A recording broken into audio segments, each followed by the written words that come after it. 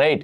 యూట్యూబర్లపై ఆంక్షల పిడుగు, ప్రసార సేవల నియంత్రణ సవరణ బిల్లు పేరిట నిబంధనలు, కేంద్రం అతి గోప్యత, కొద్దిమందితోనే చర్చలు, వారికే కాపీలు, వేర్వేరుగా వాటర్ మార్కులు, నిఘాలోకి యూట్యూబర్లు, ఇన్ఫ్లుయెన్సర్లు, విమర్శకులకు ఇక మీదట గడ్డు పరిస్థితులు, నిబంధనలను కఠినం, భారీ జరిమానా నిషేధం, బిల్లు చట్టం అయితే భావ ప్రకటన స్వేచ్ఛ ఖతం, సోషల్ మీడియాపై ఉక్కుపాదమే, విపక్షాలు అండగా నిలవాలని యూట్యూబర్ల వేడుకోలు. ఎందుకు?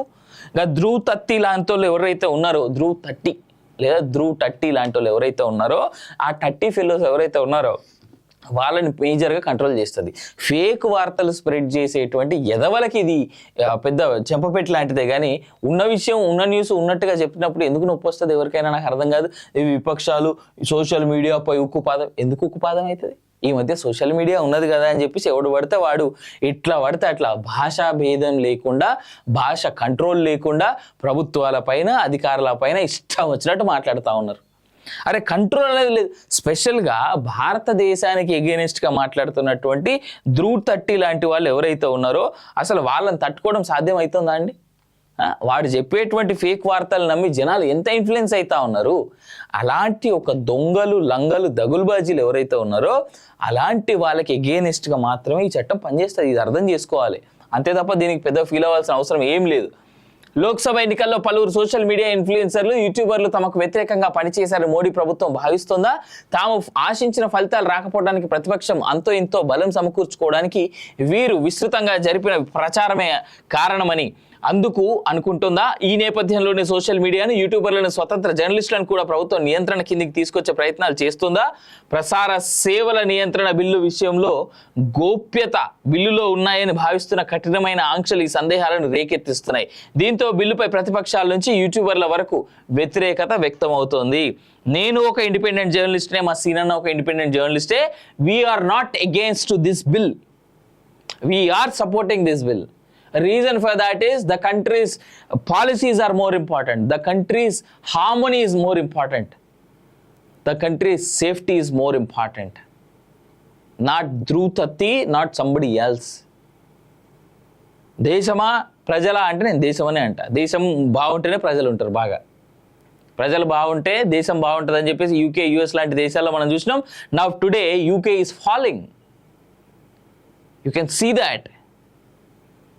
కొంతమంది ఎదవలు చేసే వీడియోల ఎఫెక్ట్ ఎంత బాగుంటుంది అనేటువంటిది యూకేలో వీడియోలు చూడరు మీరు, ఏం జరుగుతూ ఉందనేటువంటిది. ప్రసార సేవల నియంత్రణ బిల్లు తొలి ముసాయిదా గత ఏడాది విడుదలైంది. ప్రధానంగా ఓటీటీ వేదికలు, ప్రసార సంస్థలను రూపొందించిన ఈ బిల్లుపై అప్పట్లోనే ఆందోళన వ్యక్తమైంది. లోక్సభ ఎన్నికలు రావడంతో ఈ అంశం తాత్కాలికంగా తెరమరుగైంది. ఎన్నికలు ముగిసి మోదీ వరుసగా 3సారి దేశ ప్రధానిగా బాధ్యతలు చేపట్టిన నేపథ్యంలో తాజాగా మరోసారి బిల్లు చర్చనీయాంశమైంది. ఈ బిల్లులో పలు సవరణలు చేసి ఎంపిక చేసిన కొందరికి ఇటీవల అందజేశారని, వారితోనే దీనిపై సంప్రదింపులు జరుపుతున్నారని వెల్లడైంది. అంతేకాదు బిల్లు కాపీని ఇచ్చిన ప్రతి వ్యక్తికి ఆ బిల్లుపై ఓ ప్రత్యేకమైన వాటర్ మార్క్ ముద్రించారని, ఒకవేళ ఎవరైనా బిల్లును లీక్ చేస్తే ఎవరి ద్వారా, ఆఖరికి టెక్నాలజీని ఎంత అద్భుతంగా వాడారంటే ఎవరి ద్వారా లీక్ అయిందో కూడా తెలుస్తుందట. ఈ పని చేశారని తెలుస్తుంది. దేశ ప్రజానికాన్ని ప్రభావితం చేసే చట్టాల రూపకల్పన విషయంలో ఇంతటి గోప్యత ఏమిటంటూ ప్రముఖ ఇంగ్లీష్ దినపత్రిక ది హిందూ తన సంపాదకీయం ద్వారా కేంద్రాన్ని ఇటీవల ప్రశ్నించింది. సవరించిన బిల్లులో స్వతంత్ర మీడియా గొంతు నొక్కే పలు అంశాలున్నాయంటూ విపక్ష సభ్యులు ఆందోళన వ్యక్తం చేశారు. కాంగ్రెస్ అధికార ప్రతినిధి పవన్ ఖేరా స్వతంత్ర భారతదేశంలో మనకున్న భావ వ్యక్తీకరణ స్వేచ్ఛపై ఈ బిల్లు ప్రత్యక్ష దాడి అని పేర్కొన్నారు. దీనివల్ల కంటెంట్ క్రియేటర్లు, సోషల్ మీడియా ఇన్ఫ్లుయెన్సర్లు, స్వతంత్ర మీడియా సంస్థలపై ప్రభుత్వ నిఘా పెరుగుతుందన్నారు. బిల్లులో సవరణలు చేసి ఆ ప్రతులను రహస్యంగా కొందరు వ్యక్తులకు, కొన్ని వ్యాపార సంస్థలకు ఇచ్చారని, పార్లమెంటుకు మాత్రం ప్రభుత్వం అబద్ధాలు చెప్తుందని టీఎంసీ ఎంపీ జవహర్ సర్కార్ అన్నారు. సవరించిన బిల్లులో ఏముంది? సవరించిన బిల్లు ఇప్పటి వరకు బహిర్గతం కాలేదు. వాస్తవానికి ఒక బిల్లు చట్ట రూపం దాల్చాలంటే దాని ముసాయిదాను బహిరంగంగా వెల్లడించి దానిపై ప్రజానీకం నుంచి సూచనలు, సలహాలు, అభ్యంతరాలు ఆహ్వానించి వాటిపై సమీక్ష జరిపి అప్పుడు కానీ బిల్లుకు తుదిరూపం ఇవ్వరు. కానీ ప్రసార సేవల నియంత్రణ సవరణ బిల్లు విషయంలో ఈ ప్రక్రియ జరగటం లేదని విమర్శలు వ్యక్తమవుతున్నాయి. ఇంతకు ఈ వివాదాస్పద బిల్లులో ఉన్న అంశాలు ఏమిటి అన్న దానిపై సంబంధిత వర్గాలు చెప్తున్న దాని ప్రకారం ఇన్స్టాగ్రామ్, యూట్యూబ్ తదితర సోషల్ మీడియా వేదికల్లో ప్రజాదరణ ఉన్న వారిపై ఇకపై డిజిటల్ వార్తా ప్రసారకులుగా గుర్తిస్తారు. బిల్లు చట్టరూపం దాల్చిన నెల రోజుల్లో ఈ డిజిటల్ వార్తా ప్రసారకులు ప్రభుత్వం వద్ద తమ వివరాలు నమోదు చేసుకోవాలి. ప్రస్తుతం అమెజాన్ ప్రైమ్, నెట్ఫ్లిక్స్ వంటి ఓటీటీ వేదికలకు అమలవుతున్న 3 అంచెల నియంత్రణ వ్యవస్థ కిందికి ఇక మీదట డిజిటల్ వార్తా ప్రసారకులు కూడా వస్తారు. ముందస్తుగా సమాచారం ఇవ్వకుండా ప్రభుత్వం ఈ డిజిటల్ వార్తా ప్రసారకుల కార్యాలయాలను తనిఖీ చేయవచ్చు. ఆ సందర్భంగా అవసరమైతే అక్కడున్న పరికరాలు, ఉపకరణాలు వేటినైనా స్వాధీనం చేసుకోవచ్చు. నిబంధనలు ఉల్లంఘించిన వారిపై జరిమానాలతో పాటు నిషేధం కూడా విధించవచ్చు. ఉదాహరణకు సబ్స్క్రైబర్ల డేటాను ఎప్పటికప్పుడు అప్డేట్ చేయకపోతే తొలిసారి 50 లక్షలు, ఆ తర్వాత నుంచి 2.5 కోట్ల జరిమానా విధిస్తారు. కాగా సదరు యూట్యూబర్లు, ఇన్ఫ్లుయెన్సర్ల గురించి ప్రభుత్వం ఏదైనా సమాచారం అడిగినప్పుడు ఆ వివరాలను మెటా, యూట్యూబ్, ఎక్స్ వంటి సోషల్ మీడియా కంపెనీలు అందించాలి. అంతేకాదు ఆన్లైన్ యాడ్ నెట్వర్క్లైన Google AdSense, Facebook AdSense networks వంటి కూడా ఈ బిల్లు కిందికి వస్తాయి. దీనివల్ల యూట్యూబర్ల ఆదాయం కూడా ప్రభావితం కానుంది. కష్టకాలంలో ఉన్నాం, అండగా ఉండండి అట. మోదీ ప్రభుత్వం గత 10 ఏళ్లలో ప్రధాన మీడియాను, ముఖ్యంగా జాతీయ మీడియాను తన అదుపాజ్ఞల్లో పెట్టుకుందని, దీంతో ప్రజలకు వాస్తవాలు తెలియజేసే బాధ్యతను యూట్యూబ్ తదితర సోషల్ మీడియా వేదికల ద్వారా తాము నిర్వహిస్తున్నామని ఆయా రంగాల్లో పనిచేస్తున్న వారు చెప్తున్నారు. అందుకే సర్కార్ తమపై కక్షగట్టి కొత్త బిల్లు తీసుకొస్తుందని ఆరోపిస్తున్నారు. తమ కృషి వల్లే లోక్సభ ఎన్నికల్లో ప్రతిపక్షాలకు గౌరవమైన స్థాయిలో సీట్లు అందాయని పేర్కొంటూ ఇప్పుడు కష్టకాలంలో ఉన్న తమకు అండగా ఉండాలని కోరుతున్నారు. పార్లమెంట్లో దీని గురించి ప్రస్తావించాలని విజ్ఞప్తి చేస్తున్నారు. నిజంగానే సోషల్ మీడియాలో ఉన్న అపసవ్య ధోరణులను ఎదుర్కొనే ఉద్దేశం ప్రభుత్వానికి ఉంటే తాము స్వాగతిస్తామని, సహకరిస్తామని పలువురు యూట్యూబర్లు పేర్కొంటున్నారు.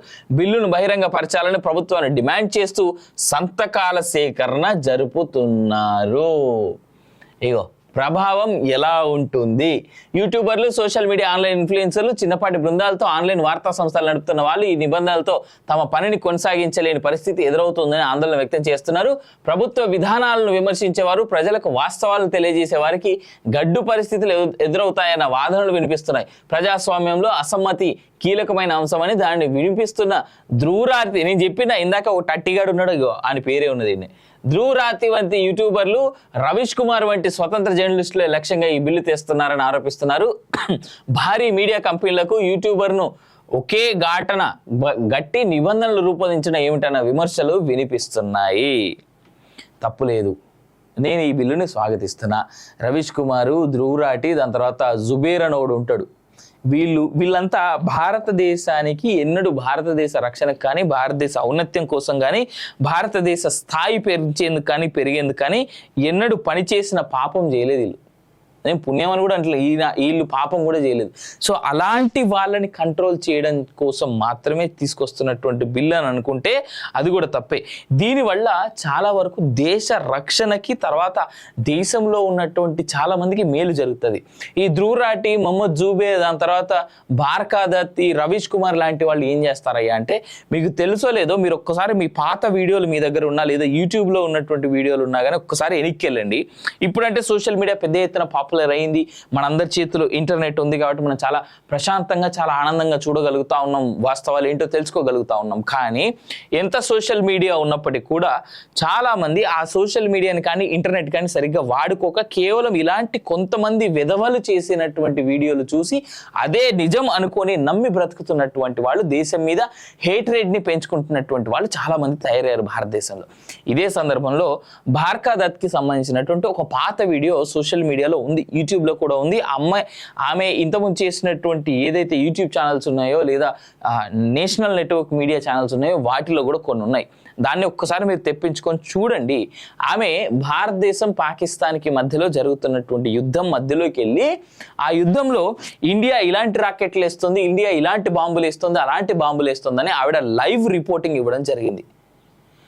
భారతదేశంలో ఇంటిగ్రల్ పార్ట్, అది కూడా యుద్ధం జరుగుతున్నటువంటి సమయంలో నెక్స్ట్ భారతదేశం ఏ విధమైనటువంటి రాకెట్ లాంచర్ను ప్రయోగించబోతుంది, దాని ఎఫెక్ట్ ఏ విధంగా ఉండబోతుందంటూ శత్రు దేశాలకి ఏదైతే ఇన్ఫర్మేషన్ ఇచ్చిందో అది ముమ్మాటికి తప్పే కదా.